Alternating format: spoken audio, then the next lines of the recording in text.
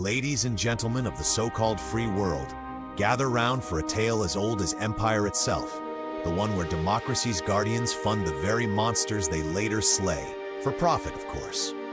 Today on the Stateless Standard, we peel back the velvet curtain on a sordid chapter of history, drawn from the meticulous research of Dr. Antony Sutton. His books, Wall Street and the Bolshevik Revolution, Wall Street and FDR, and Wall Street and the Rise of Hitler, aren't bedtime reading for the naive. They reveal how a cabal of American industrial titans didn't just watch fascism rise, they bankrolled it. Step 1, the ignition spark. Welcome to Part 1, the banker's bet. To understand Hitler's ascent, we must first grasp the grander game. Sutton's work at Stanford's Hoover Institution exposed a pattern. Western bankers didn't merely tolerate socialism's variants, they cultivated them. Bolshevism in Russia, financed by Wall Street loans and tech transfers that built Soviet factories amid the Red Terror. Welfare socialism at home, the New Deal's cradle rocked by the same hands. And National Socialism, the crown jewel of cynicism. From 1917 onward, American capital flowed eastward, not out of ideological fervor, but cold calculus. Controlled chaos yields controlled markets. Picture 1922 Munich. Hyperinflation has gutted Germany. The Weimar Republic teeters like a drunk on a tightrope.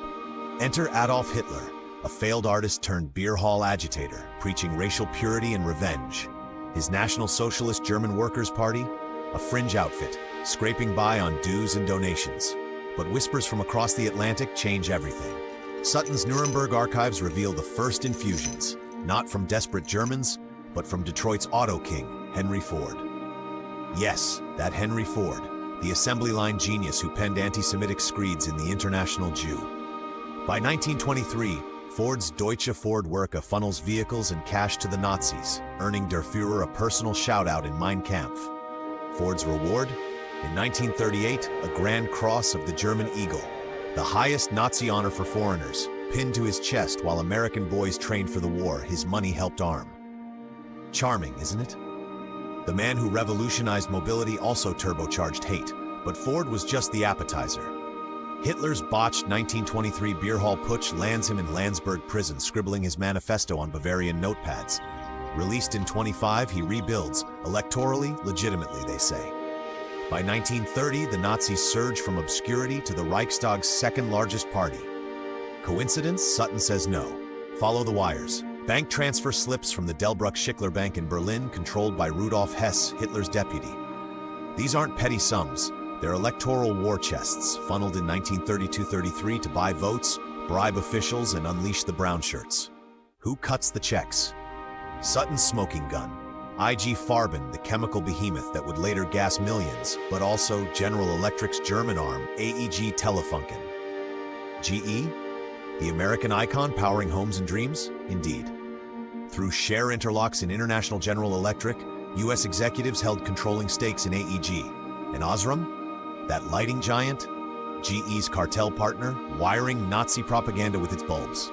Then there's ITT, International Telephone and Telegraph, whose German subsidiaries under Dr. Kurt Schmidt, later economics minister, cranked out fuses and signals for the Wehrmacht. Sutton traces millions from these subsidiaries straight to Hess's account. Not loans, mind you, gifts to the movement. But the real venom? Standard Oil of New Jersey, Rockefeller's empire.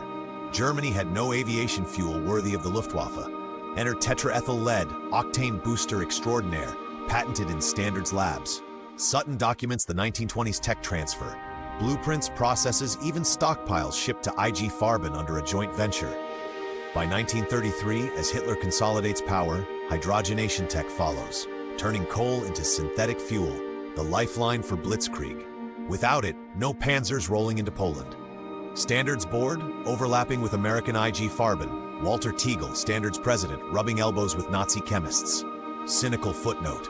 While Ford got a medal, Rockefeller's heirs feigned horror at Nuremberg after the checks cleared. So, as the Reichstag burns in 33, arson pinned on the communists courtesy of Goering's torch, Hitler seizes dictatorship. Enabling act? Passed. Unions crushed, Jews scapegoated. And Wall Street? They applaud from the mezzanine. Sutton's archives show these weren't rogue executives, they were policy.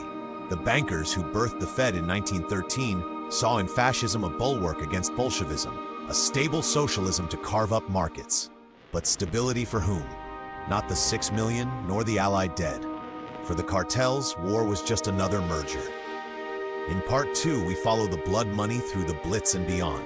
Himmler's slush fund, the phantom bombings, and why no American banker faced the gallows at Nuremberg. If this stirs your inner skeptic, hit like, subscribe to the Stateless Standard, and comment. Who profited most from the ashes? Until next time, stay unelectable, stay vigilant.